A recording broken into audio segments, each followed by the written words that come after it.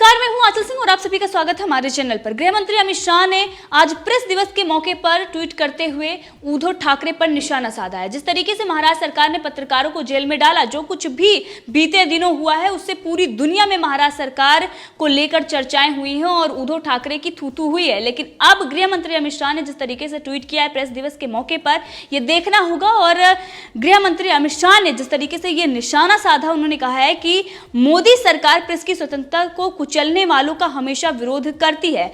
इससे यह साफ दिखाई देता है कि उद्धव ठाकरे सरकार, सोनिया गांधी, शरद पवार जिस तरीके से महाराष्ट्र में पत्रकारों को जेल में डाल रहे हैं, जो सरकार के खिलाफ आवाज उठा रहे हैं, जो सरकार की आलोचना कर रहे हैं, उन पर किस तरीके से कार्रवाई की जा रही है, इसको लेकर गृह मंत्री अमित शाह ने कहा है।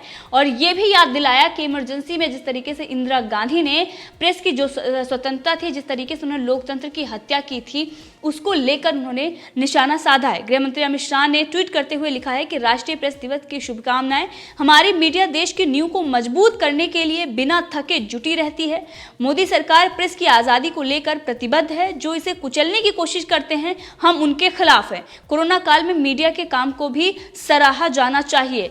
तो ये गृह मंत्री अमित शाह ने ट्वीट किया और सीधा निशाना उन्होंने सोनिया गांधी, उद्धव ठाकरे और शरद पवार पर साधा है। क्योंकि अर्णब गोस्वामी के खिलाफ जो कुछ भी महाराष्ट्र सरकार ने किया, किस तरीके से अवैध गिरफ्तारी उनकी होती है, उसके बाद उनको जेल में रखा जाता है, बॉम्बे हाई कोर्ट से उनको जमानत भी नहीं मिलती है। उनके कई ऐसे पत्रकार हैं जिन पर एफआईआर दर्ज की जाती है और किस तरीके से उनको जेल में डाला जाता है। पूछताछ के नाम पर किस तरीके से उनको परेशान किया जाता है। वो पत्रकार जो सुशांत सिंह राजपूत मामले में छानबीन कर रहे थे, उनको भी उठाकर जेल में डाल दिया जाता है। प्रदीप भंडारी और तमाम ऐसे उनके पत्रकार हैं जिनको बार बार परेशान किया जाता है और जमानत भी उनको नहीं मिल पाती है। इन सारी चीजों को अगर हम देखें तो जिस तरीके से गृह मंत्री अमित शाह ने कहा है कि हम उनका विरोध करते हैं और बीजेपी के नेता और कार्यकर्ता जिस तरीके से अर्णब गोस्वामी के साथ खड़े हुए थे, जो लोकतंत्र का चौथा स्तंभ है, मीडिया, जब उस पर प्रहार महाराष्ट्र सरकार ने किया था, उस वक्त बीजेपी उसे बचाने के लिए सड़कों पर थी। तमाम देश की जनता अर्णब गोस्वामी के साथ थी और ये मांग कर रही थी कि अर्णब गोस्वामी की रिहाई हो। लेकिन सोनिया गांधी जो हर बात पर वो प्रेस की स्वतंत्रता और अभिव्यक्ति की आजादी की बात करती हैं, उन्होंने एक शब्द इसके बारे में नहीं कहा और उनकी सरकार किस तरीके से बर्बरता करती आई, तानाशाही दिखाती आई।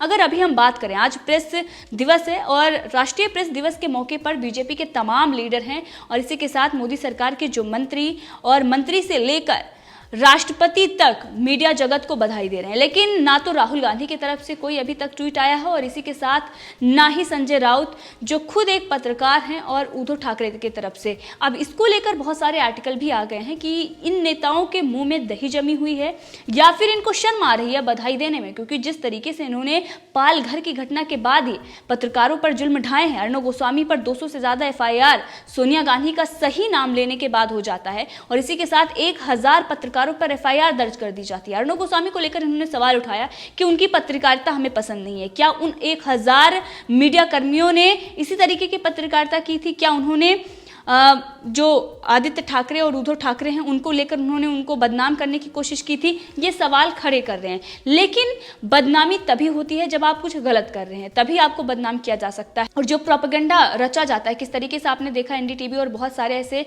लोग हैं जिनको पत्रकार नहीं कह सकते क्योंकि वो अपनी दुकान चला रहे हैं, किस तरीके से दलाली करते हैं, उनको लेकर उनको सच्चा पत्रकार ये लोग कहते हैं। और जो लोग देशभक्त हैं, राष्ट्रवादी हैं, उन पर इस तरीके से कार्रवाई की जाती है। इसीलिए कांग्रेस को लेकर कई सवाल पहले से भी खड़े हुए हैं। 1975 में जो कुछ भी हुआ है उसको लेकर आज भी जनता का आक्रोश कांग्रेस के लिए है। और इंदिरा गांधी को भी जब जब प्रेस दिवस होता है या फिर जो तारीखें हैं लोकतंत्र और संविधान को लेकर जब भी चर्चा की जाती है, तब भी इंदिरा गांधी का नाम लिया जाता है। और इसीलिए तमाम बीजेपी के जो नेता हैं उन्होंने इंदिरा गांधी का जिक्र किया, आपातकाल का भी जिक्र किया। प्रकाश जावड़ेकर जो सूचना प्रसारण मंत्री हैं, उन्होंने भी उसका जिक्र किया। इसी के साथ उन्होंने टीआरपी घोटाले को लेकर भी उन्होंने बताया कि कमेटी गठित की गई है और इस पूरे मामले में छानबीन की जाएगी।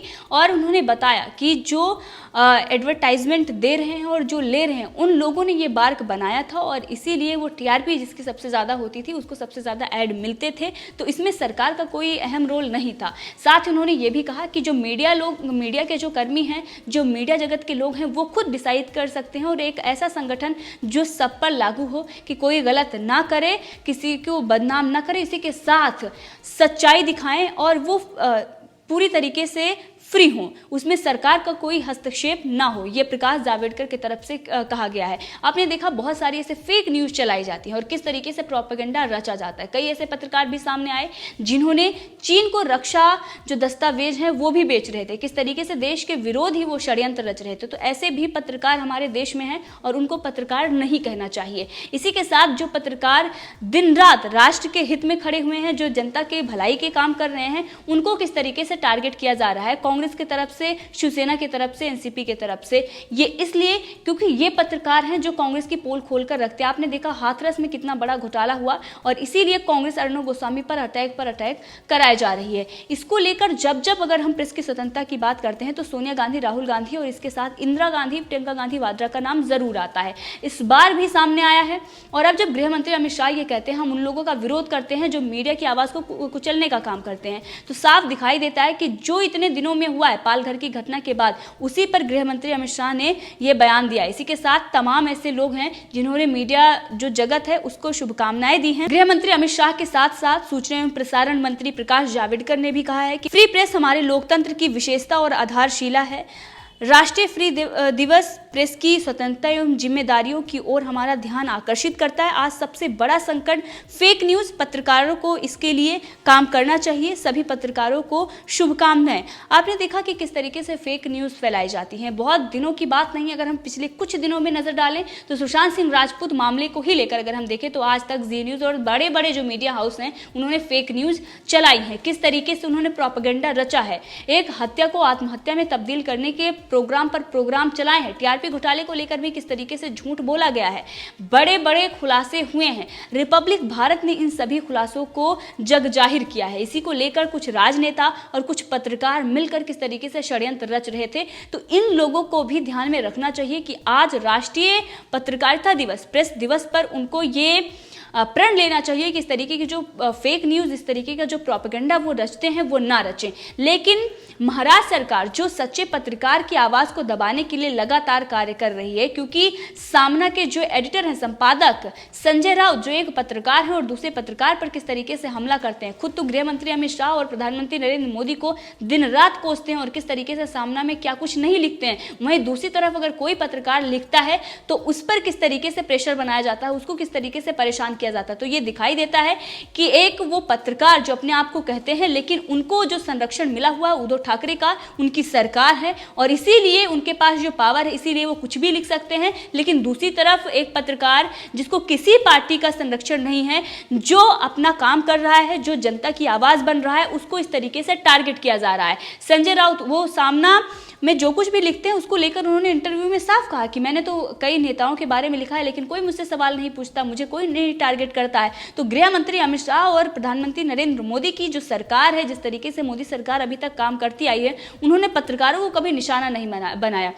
मोदी सरकार की आलोचना लोग दिन रात करते रहते हैं, यहाँ तक कि कुछ लोगों ने तो दिन रात, ध्रुव राठी और बहुत सारे ऐसे लोग हैं जिनकी दुकान सिर्फ प्रधानमंत्री नरेंद्र मोदी और गृह मंत्री अमित शाह को कोसने से ही चलती है, लेकिन आज तक उन पर कोई कार्रवाई नहीं की गई है। अगर हम देखें एनडीटीवी तो वो लगातार जो सरकार है उसके खिलाफ किस तरीके से प्रोपेगेंडा रचता आया है, प्रोपेगेंडा के साथ साथ फेक न्यूज़ भी फैलाता आया है, लेकिन आज तक उस पर कोई भी कार्रवाई नहीं हुई। रवीश कुमार जो तमाम ऐसे झूठ बोल जाते हैं उसके बाद माफ़ी तक नहीं मांगते, उन पर भी कोई कार्रवाई नहीं हुई है। आज तक ने कितनी बार प्रोपेगेंडा फैलाया है, यहाँ तक कि कोविड-19 जब लॉकडाउन था उसके दौरान कितना बड़ा झूठ बोला गया, आपकी रसोई दिखाई गई, कई ऐसे झूठ उन्होंने बोले हैं कि आम आदमी पार्टी की रसोई है वो थी आरएसएस की। तो इन सब झूठों के चलते भी उन्होंने माफ़ी तक नहीं मांगी, उसके बाद भी सरकार ने कोई भी उन पर एक्शन नहीं लिया है, क्योंकि प्रेस स्वतंत्र है, वो कुछ भी दिखा सकती है, लेकिन उसकी जिम्मेदारी है कि वो गलत चीज़ें ना दिखाए, वो जिम्मेदार बने, क्योंकि जनता का विश्वास उस पर रहता है। और जनता का विश्वास जो है अब उन लोगों से उठ रहा है जो झूठ परोस रहे हैं, जो प्रोपेगेंडा रच रहे हैं, उनका जो विश्वास है वो रिपब्लिक भारत पर जा रहा है। और गृह मंत्री अमित शाह का जो ट्वीट है वो सीधे तौर पर उन लोगों को आईना है, जो अभिव्यक्ति की और स्वतंत्रता की आज़ादी की बात तो करते हैं, लेकिन जहां पर उनकी सरकार होती है सबसे पहले वो हत्या लोकतंत्र की करते हैं, सबसे पहले आघात मीडिया पर ही करते हैं। महाराष्ट्र इसका ताज़ा उदाहरण है। और इसके साथ ही उद्धव ठाकरे, शरद पवार, सोनिया गांधी को यह भी समझना चाहिए कि जनता उनके साथ है जो सच्चाई के साथ खड़े हुए हैं। तो इस तरीके से जो टारगेट किया जा रहा है पत्रकारों को, किस तरीके से पत्रकारों के ऊपर जो प्रेशर बनाया जा रहा है, ये नहीं होना चाहिए। और आपने देखा योगी आदित्यनाथ ने एक कानून भी बनाया है, अगर कोई भी पत्रकारों के साथ छेड़खानी होती है या उनको टारगेट किया जाता है तो ये बिल्कुल भी बर्दाश्त नहीं होगा। सख्त आदेश उनके तरफ से दिए गए हैं। तो ये सारी चीज़ें जो हैं वो पहले ही हो जानी चाहिए। किस तरीके से 1975 में लोगों को टारगेट किया गया, जो मीडिया कर्मी थे उनको किस तरीके से जो खबर थी वो भी दिखाने नहीं दिया गया, किस तरीके से उनके ऑफिस में कब्जा कर लिया गया कि खबर वही चलेगी जो सरकार चाहेगी। तो ये सारी चीजें दिखाती है कि कांग्रेस की विचारधारा क्या है, कांग्रेस की नियति क्या है। वो हमेशा से ही लोकतंत्र की हत्या करती आई है और महाराष्ट्र में वो वही कर रही है। तो कांग्रेस के लिए भी ये बड़ा आईना, इसी के साथ उद्धव ठाकरे और संजय राउत के लिए भी है, जो अपने आप को बड़े पत्रकार कहते हैं लेकिन किस तरीके से पत्रकारों पर अत्याचार करते हैं। रिपब्लिक टीम को बार बार परेशान किया गया। इतिहास में पहली बार हुआ है कि अंग्रेजों के जमाने का कानून लगाया गया, 1922 का कानून लगाया गया पत्रकारों पर, किस तरीके से उन पर बर्बरता की गई। अर्णब गोस्वामी को मारा पीटा गया जबकि वो न्यायिक हिरासत में थे। उनके पत्रकारों को किस तरीके से प्रताड़ित किया गया। तो महाराष्ट्र सरकार को यह समझना चाहिए कि जो प्रेस है उसको आजादी है, वो कुछ भी दिखा सकता है, वो कुछ भी बता सकता है, लेकिन जो पत्रकार हैं, जो मीडिया हाउस है, उनकी भी जिम्मेदारी है कि वो गलत चीजें ना दिखाएं, वरना जनता आपको जवाब देगी। और जनता आपको जवाब दे रही है, आपका बहिष्कार करके जनता बता रही है कि आपने कुछ गलत किया है, इसीलिए जनता आपसे आक्रोशित है। तो मोदी सरकार के राज में पत्रकार जितने सुरक्षित हैं इससे पहले कभी नहीं थे। और मोदी सरकार में जिस तरीके से लिखने की और बोलने की आज़ादी है वो कांग्रेस या बाकी जो पार्टियां हैं उसमें नहीं है। अगर होती तो बंगाल में और महाराष्ट्र में जिस तरीके से पत्रकारों को टारगेट किया जा रहा है वो नहीं होता। ये बात उन लोगों को समझना चाहिए जो अभिव्यक्ति की आज़ादी और प्रेस की स्वतंत्रता की बात करते हैं, लेकिन आज उनके मुंह से एक शब्द भी नहीं निकल रहा है, क्योंकि उनके मुंह पर काली पुत चुकी है। उनको ये समझ में आ चुका है कि जो कुछ भी उन्होंने पालघर की घटना के बाद पत्रकारों के साथ किया है और अभी भी कर रहे हैं, वो अब जनता के सामने मुंह दिखाने के काबिल नहीं बचे। इस पूरे मामले में आपकी क्या राय है, कमेंट करके जरूर बताएं। इसी के साथ अगर आपने अभी तक चैनल को सब्सक्राइब नहीं किया है तो कर लें, ताकि हर अपडेट आप तक पहुंचती रहे। धन्यवाद।